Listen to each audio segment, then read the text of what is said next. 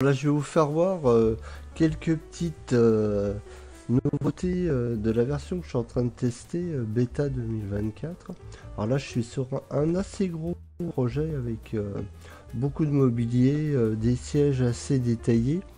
Bon, là, je suis également en vue de face avec deux vues, deux étages en fait. Alors, comment ça fonctionne, c'est que maintenant on va avoir un moteur graphique qui utilise le GPU et en l'occurrence ma carte RTX 3080. Donc voilà. Si je passe sur une vue Enscape avec ombre, bon, elle va mettre un petit peu de temps à s'afficher. Voilà. Là, c'est ok. On passe sur la vue en perspective.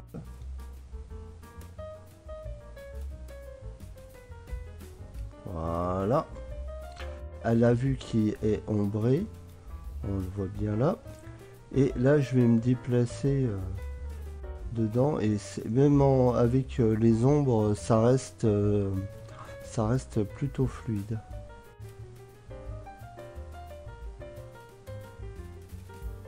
Donc ça, c'est quand même vraiment bien dans la productivité.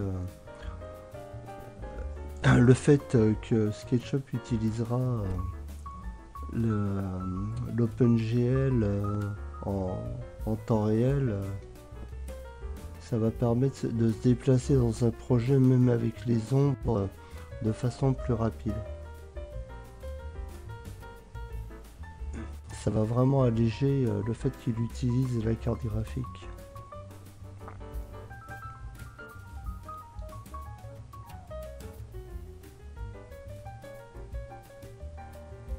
Voilà, on voit des personnages proxy de Enscape, puisqu'après c'est destiné à être rendu dans Enscape. Voilà, là si je me place sur une vue Enscape, alors on va avoir une autre option qui est maintenant l'ambient occlusion, qui va nous donner un effet un peu ombré et quand même plus sympathique dans SketchUp. Alors ça va être tout ça en standard. Donc il suffit d'aller dans les styles et puis on règle, on coche en blanc ambiance occlusion ambient, et après on peut jouer sur l'intensité, la distance, si on veut quelque chose de net ou plutôt lisse, voilà, qui est plus sympa. Donc voilà, dans SketchUp, du rendu quand même plus sympathique que le rendu de base.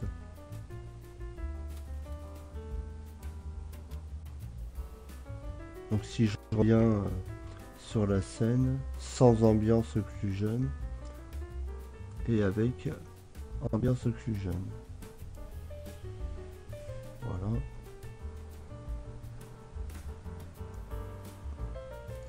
Alors, si on passe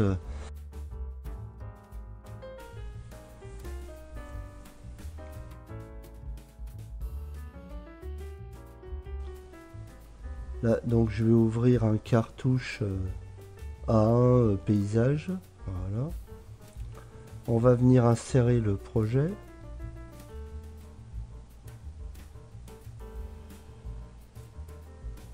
Voilà. Alors pareil, là c'est quand même relativement rapide pour charger un projet qui est quand même assez important. Là je le passe à l'échelle 1/50e. Voilà. Je vais le réduire.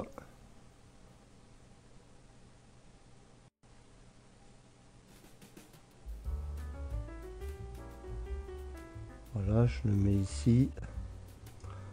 Alors là, je vais le dupliquer et comme maintenant la partie layout va accepter les inférences, donc on va pouvoir facilement déplacer les objets selon les axes, selon des points, ce qui était plus compliqué auparavant.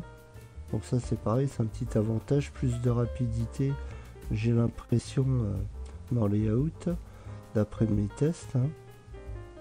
Hop, là je vais faire pivoter. Voilà, hop, là on va le redimensionner.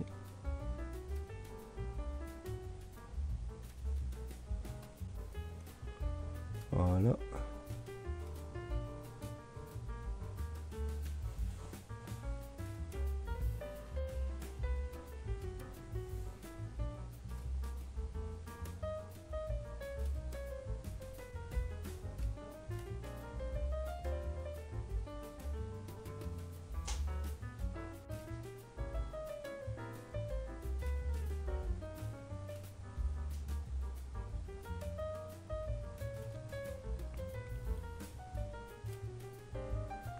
Bon là, je vais venir prendre le point directement.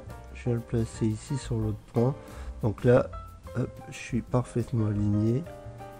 Et hop, on va redescendre un petit peu. Voilà. Parfait. Donc là, on est bien aligné. On va réduire un peu là, voilà, parfait. Donc j'ai ma vue en plan et la vue de face. Alors comme elle correspond pas vraiment, je vais l'inverser, voilà. Hop, je la remets en place et je déplace la fenêtre pour, voilà, et puis je vais refaire pareil, je prends le point, hop, je vais la repositionner ici. Avec les touches du clavier, je la déplace. Voilà, c'est parfait. Donc, on peut aussi augmenter un peu la résolution écran. Ouais, pour ça, je mets dans Fichier, Configuration du document. Hop. Et là, je mets Résolution d'écran haute. Voilà. Et fermé. Voilà. Donc là, on va avoir une meilleure résolution. Ouais, nickel. Voilà. Alors là, je vais vous montrer que les inférences et le fait qu'on va pouvoir dessiner en fait dans les layouts, bah, comme on dessine dans AutoCAD en gros. Hein. C'est-à-dire que là, je vais rentrer 50,50 et hop, j'ai donc un rectangle de 50,50 mm, puisque là je suis en millimètres et je vais dessiner à l'échelle de mon dessin par contre. Hop, je prends la pipette et voilà, 50 mm par 50 mm.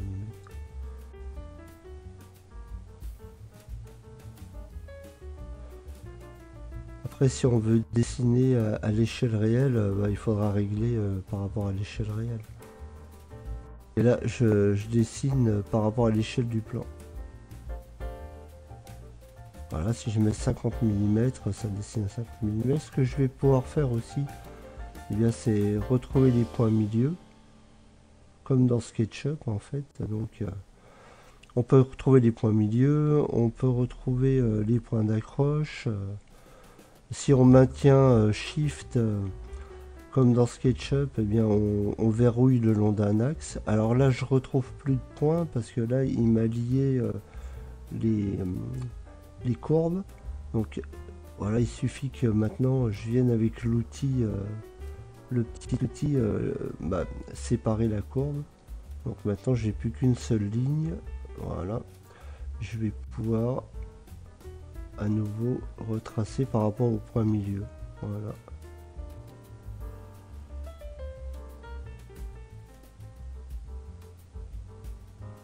C'est parfait tout ça. Pareil ici, point milieu. Je peux venir chercher le point de la petite droite.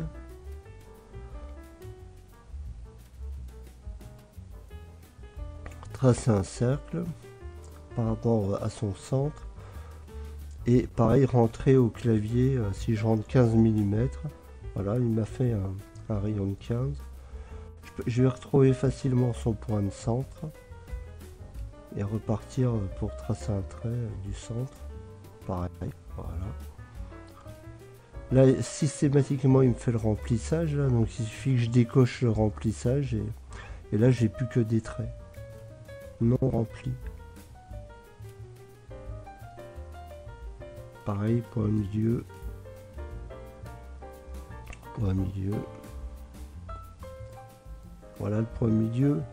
C'est le point milieu, mais pas de la petite droite. Donc, si on veut que ça soit le point milieu là, il faut pareil reséparer. On prend un premier point, un deuxième point. Voilà.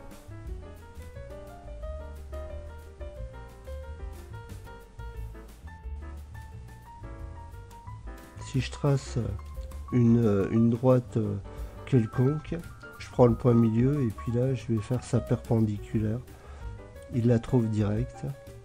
Voilà. Pareil, là je fais une perpendiculaire à l'autre et parallèle. Voilà. Si c'est un carré parfait, il me trace la diagonale. Là, si je trace une droite, pareil, je vais faire ça parallèle, je fais le premier point, je viens cliquer sur l'autre et hop, il trouve le parallélisme. Voilà, et hop, un petit trait, une perpendiculaire. Voilà, hop, parfait. Un autre là, voilà. Si je sélectionne l'ensemble et je reviens faire le remplissage, je choisis une couleur, voilà, il me refait du remplissage sur l'élément.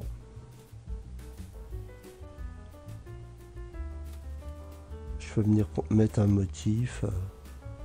Bon, ça on pouvait déjà le faire, hein. Voilà.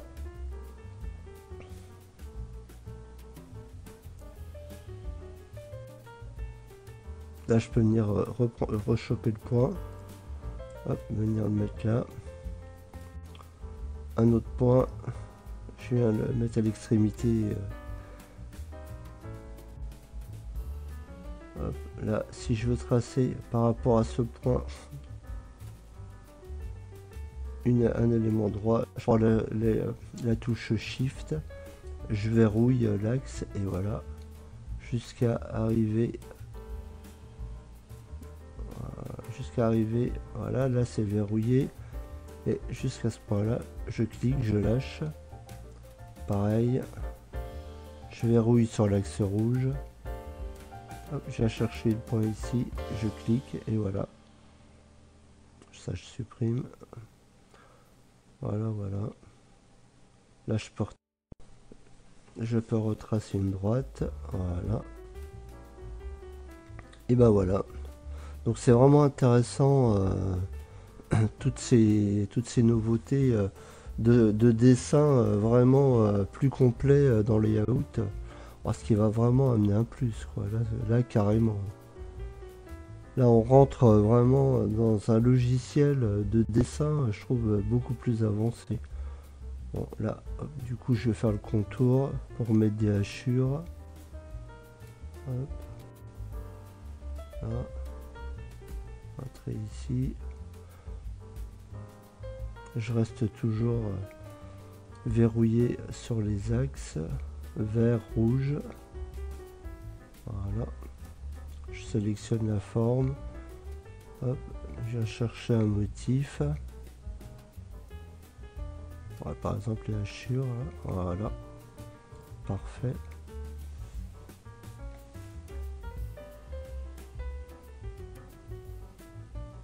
Un petit rectangle, la pipette, voilà, nickel.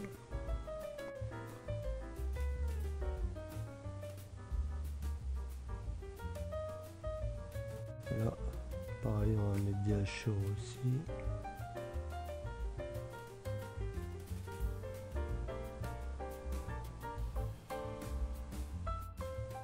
Là pareil, toujours en maintenant Shift. on est bien droit. Voilà. Voilà. Et là, on va venir prendre une autre hachure. Voilà. Parfait.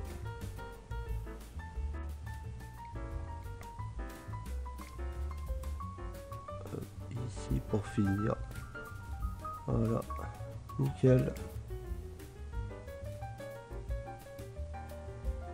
Et le rendu en animation dans Enscape, c'était un aperçu de cette future version 2024. Il y aura d'autres améliorations comme l'intégration de Trimble Connect et la fonctionnalité de partage de liens dans SketchUp 2024 facilite la collaboration sur des projets. Les utilisateurs peuvent partager leurs modèles plus efficacement et travailler de manière plus collaborative grâce à l'accès amélioré aux fichiers et aux informations de projet en temps réel, renforçant ainsi la coordination au sein des équipes.